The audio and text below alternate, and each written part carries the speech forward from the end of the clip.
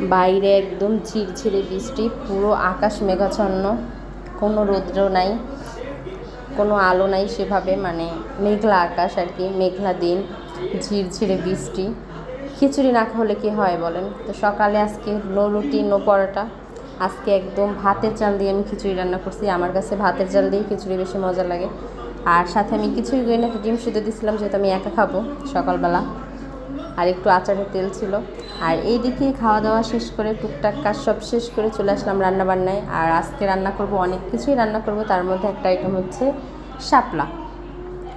শাপলা কিন্তু বর্ষাকালে ইলিশ মাছ দিয়ে বেশ লাগে, ঠিক না?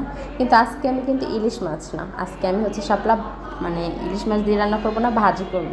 বেশি করে পেঁয়াজ কাঁচামরিচ একদম চিড়ে চিড়ে দিয়ে, তারপর বেশি করে একটু রসুন কুচি দিয়ে, একদম বেশি করে তেল দিয়ে ভাজিটা আমার হয়ে গেল। এটা কিন্তু খেতে অনেক মজা।